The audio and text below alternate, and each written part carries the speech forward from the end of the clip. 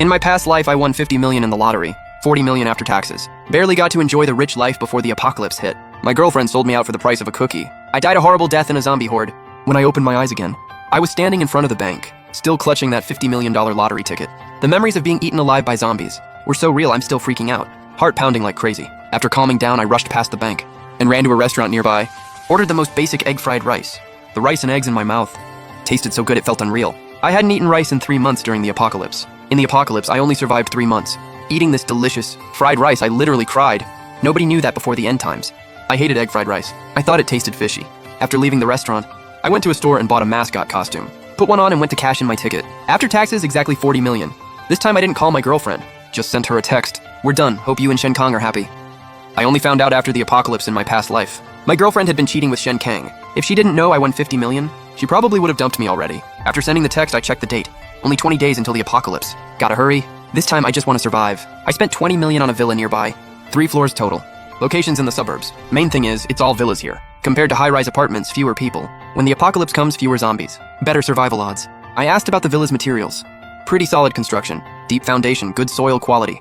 Even so, I wasn't satisfied. I hired the best local renovation company to replace all the glass with bulletproof and added one-way privacy film, so people outside can't see inside. Because in the apocalypse, the scariest thing isn't zombies, it's human nature.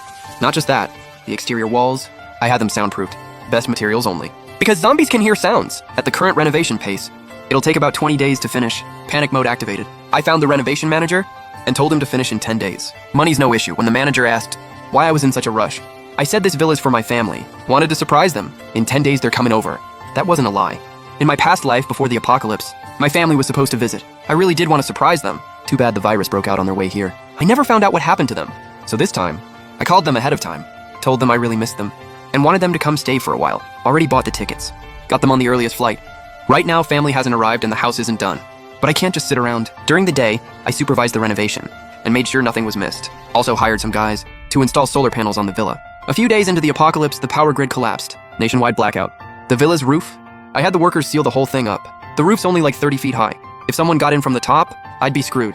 Also sealed all the balconies. Added security bars and bulletproof glass. On top of that, I hit up a hardware store and replaced all the locks with the most secure ones, bank-grade locks, especially the front door. I upgraded it to vault-level security and added 2 more doors. To get in from outside, you'd have to break through 3 doors. Seeing the workers were doing quality work on time, I went to a dealership and bought a heavy-duty SUV plus an RV. In case the villa can't hold, we'd have an escape option. Then I drove the SUV to a nearby supermarket. Rice, flour, cooking oil, salt, vinegar, soy sauce, sesame oil, bottled water, instant noodles, bread, snacks, you name it. Anything that keeps, I got 20 cases of each. On the way home, past a pharmacy. Stocked up on common meds. Once the workers left at night, I secretly moved everything into the villa. If word got out I was hoarding supplies, I'd be a walking target. Finally, on day 10, the villa was done. Same day, my parents arrived with my sister. When we got home, I didn't hide anything. Told my family the apocalypse was coming, and we needed to prepare. Of course, none of them believed me. Mom, stop joking around. Mom looked at me all worried, feeling my forehead over and over. Me, you're not burning up. Mom, I'm serious.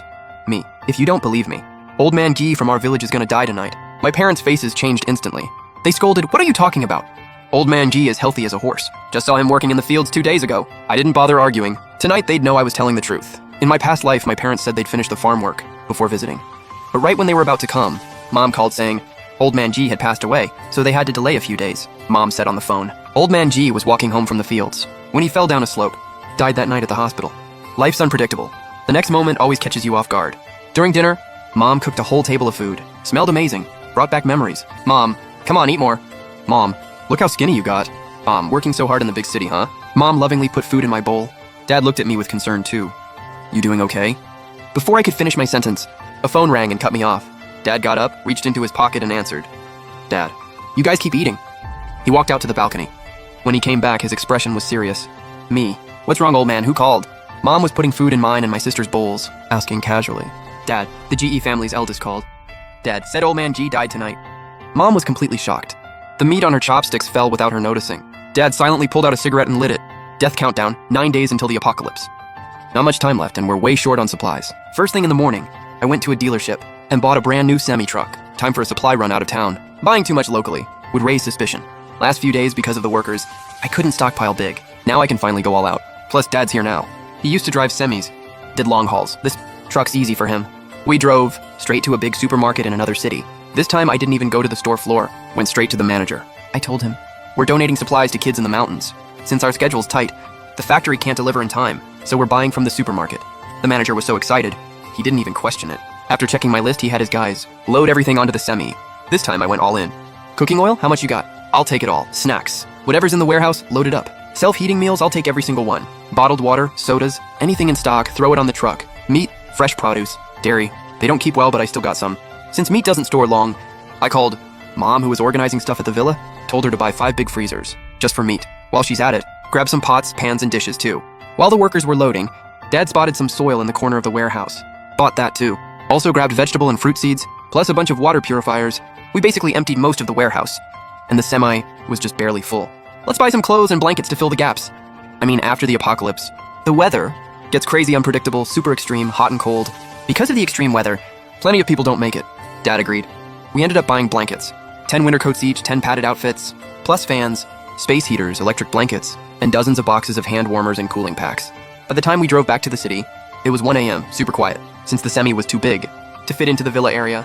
We spent the night carefully hauling everything in trip by trip. Finally got most of it moved before sunrise. Whatever was left, when we leave for another city, Mom and my sister can move it at night. After resting that afternoon, Dad drove the smaller truck I bought, and we headed to another nearby city. With the experience from before, this run went smooth, but this time, Dad and I decided to stock up on daily essentials, entertainment stuff, and weapons. By the time we got back, a day and night had passed. Mom and my sister had already moved all the remaining supplies into the villa. At this point, floors 2 and 3 were packed with supplies. Once again, nighttime. No one around, time for the family to hustle. This truck was smaller, so we got everything sorted before dawn. Next morning, Dad and I went to the local wholesale market but didn't buy much. Aside from not wanting to look suspicious, we're basically out of storage space, so we bought about the same as other vendors. On the way back, my phone rang. Didn't expect it to be her.